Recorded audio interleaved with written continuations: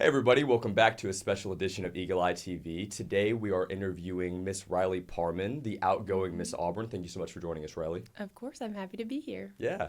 I want to talk to you a little bit about, as if you were addressing people that don't know a lot about your role as Miss Auburn.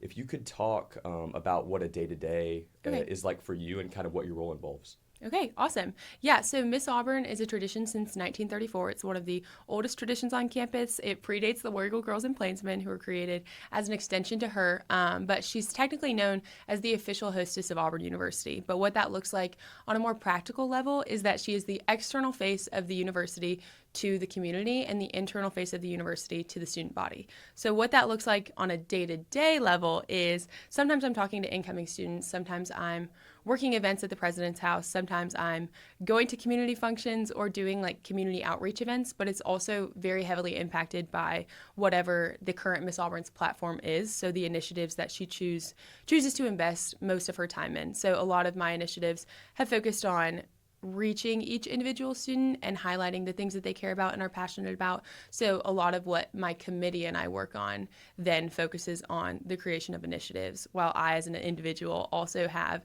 sort of appearances, but also I'll meet to advocate for the needs of the student body with various administrators, and then also I'll participate in initiatives that are largely organized by committee. Sure. Awesome. That makes sense. If we could bounce over to kind of the entirety of your term as Miss Auburn, what surprised you most about kind of stepping into that role? I think what surprised me the most was the potential for impacting each individual student while being in the role. And that's not because of the girls that came before me, because throughout my time at Auburn, I've always known who Miss Auburn was, but I always assumed that was because I was always in SGA, or at least a little bit involved with SGA. So she was someone that I kind of interacted with on a regular basis. Like I remember Kate Preston coming when I was in freshman forum and us writing thank you notes for Worker Appreciation Day, which is an initiative that we will still be continuing this year. But now being in the role, I do not think I could have predicted the sheer scope of her influence. So, like, yes, I am speaking at Camp War Eagle, and I am talking to incoming students when they have one-off events for the president's office, and I'm talking to people at football games, and then I do my initiatives where I also interact with students. But it's also like every single time that I step on campus, I don't think I could have grasped almost the gravity that like the average Auburn student also puts into the role. Of course, there are students who have no idea who I am, and that's awesome. But like I will see students who will remember me from Camp War Eagle, and then while I get to direct them to class, I also get to be like, how are you? How's your year going? And because of how many different groups of people I interact with as I'm doing all of the various things that come with the role, I do actually get to be a connector and like an actual valuable resource to students. And I don't think that I anticipated that when I started, not because of how the girls before me have done it at all, but because you hear Miss Auburn and you think more of a symbolic figurehead and less of someone who does all of these little itty bitty things that come together to so deeply impact the student experience to make people feel more connected to the institution. So that really did surprise me, and has also been like the most fun thing that I get to do is I get to be on an elevator with what looks to be an incoming family and be like, hey, and I'm not like, hey, I'm Miss Auburn, but I'm like, hey, where are you from? What major are you interested in? Oh, you're interested in this? Well, we have this resource that's available to you.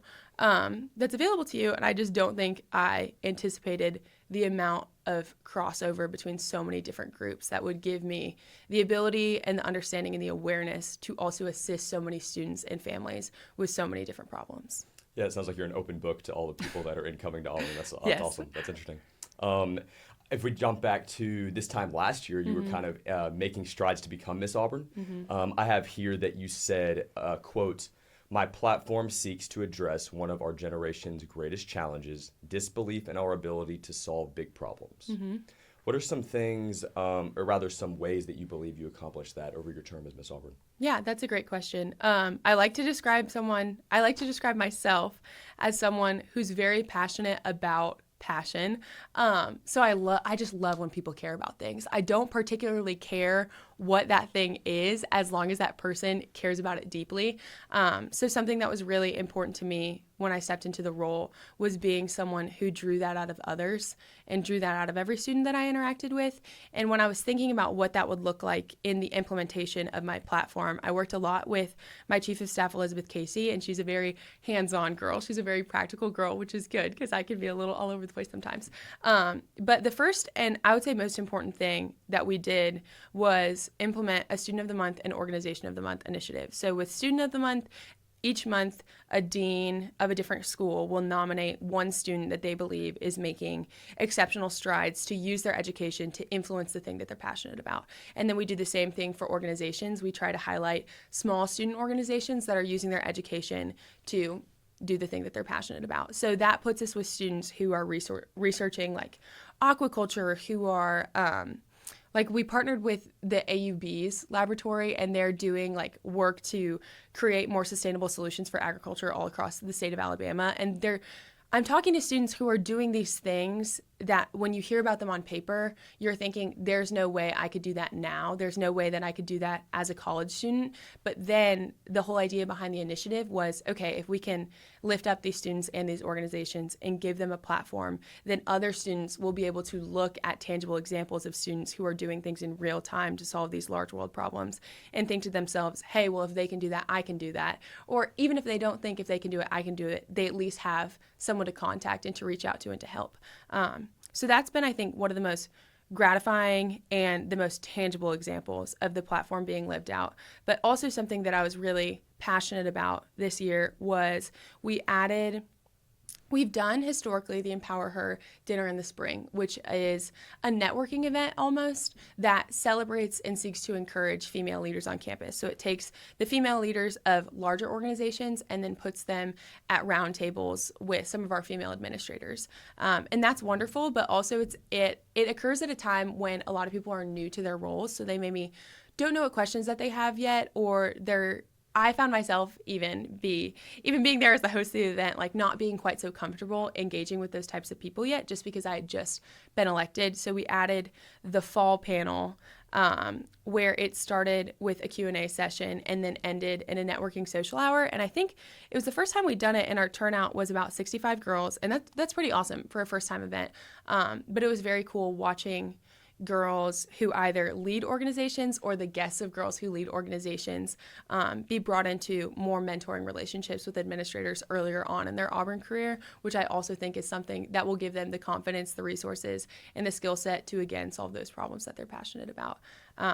So thank you for asking. Yeah, absolutely.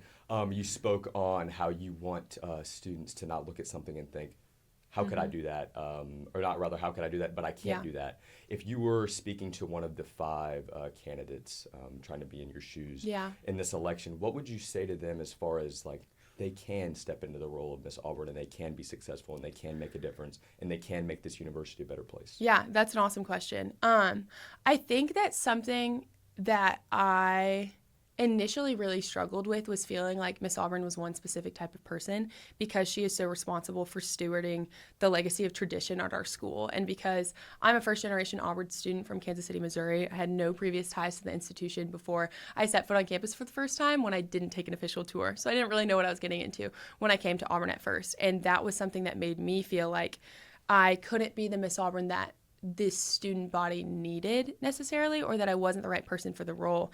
And what I came to see over the course of my term was like there is no one specific type of person that's meant to be Miss Auburn, but when you are a Type 5 candidate, like you were placed there to be who you are. Like there is no version of Riley Parman that is like, I'm never going to become the best Miss Auburn by being, I need to be the best Miss Auburn. I'm going to become the best Miss Auburn.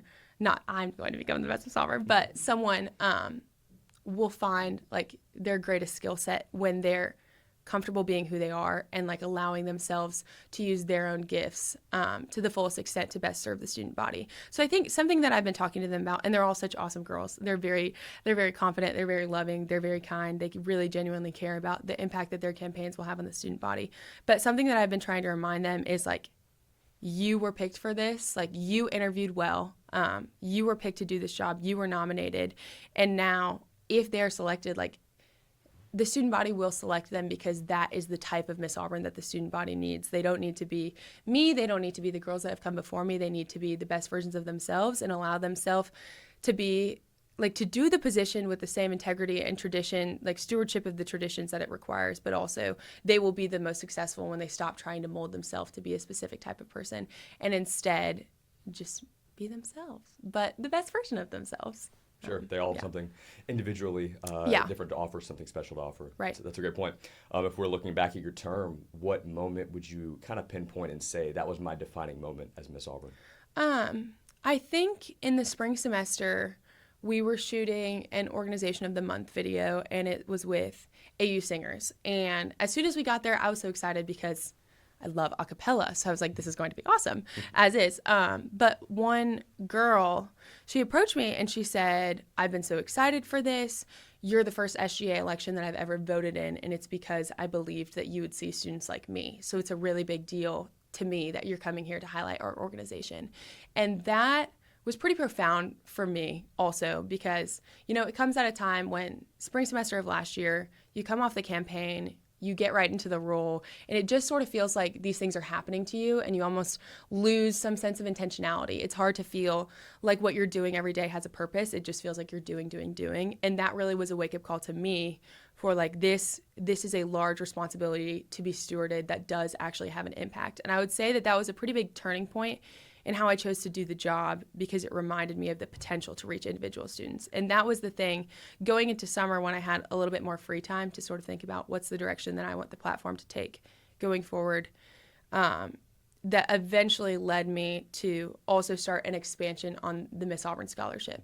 So as it stands presently, my tuition is, or I receive a scholarship because of a singular donor at the beginning of this summer. And then I started an additional scholarship, the Miss Auburn Legacy Scholarship, that if fully funded, that endowment will cover all Miss Auburn's tuition indefinitely. So Miss Auburn will never pay tuition again if that endowment is fully funded. And the connection between the AU Singers conversation and the creation of that scholarship was just realizing the potential that the role has to reach every single individual student, but also the potential of the role to shape the individual student. So what can I do to make sure that in the future, beyond me, Miss Auburn is the potential of being Miss Auburn is available to all students, regardless of socioeconomic background or where they may come from, that they still have the opportunity to also be shaped by the role. So I feel like that turning point eventually led to the thinking of, yes, the highlighting that I'm doing now is great, but what is also the legacy that I want to leave behind when I'm no longer in this role anymore?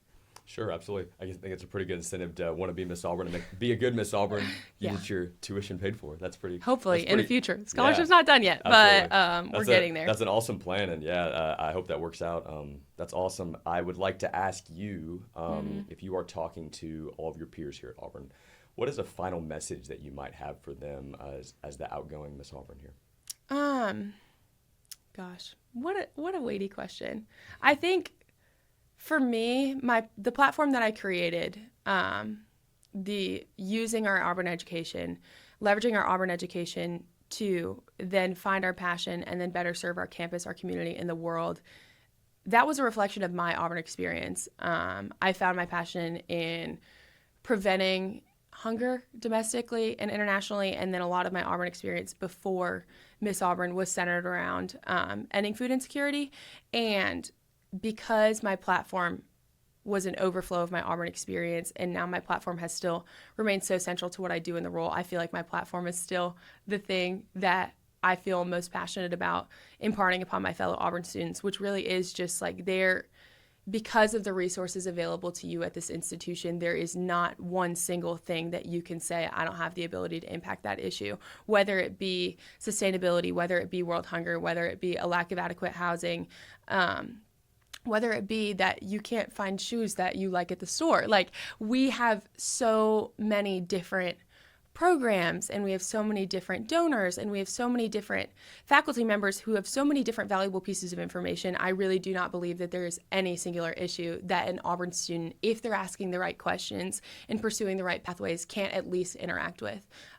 So I guess my piece of advice would just be to believe in yourself, and believe in yourself enough to ask the first question and make the first step. Because you never know where that will take you, but you also never know what the impact of that will be on another person. And we all have so many special gifts and talents and passions that I think are given to us. And I would just encourage my fellow student to use this time not as just an in-between childhood and adulthood, but also as the place where you begin to plant the seeds that will eventually grow into the fruits of your life that you're most proud of. That's a great message. That's a great message. That's all the time that I have. That's all Okay. I've got for you today. Thank you so Awesome. much for joining me. This was great. This was really insightful into getting to know what kind of the life of Miss Auburn is like and kind of all your missions and how they've kind of grown and really succeeded throughout the year. So thank you so much for joining us, and thank you so much for joining us as well on this newscast. Thank you so much for watching this 2026 SGA election coverage. I hope you enjoy the rest of the coverage and enjoy the rest of the show.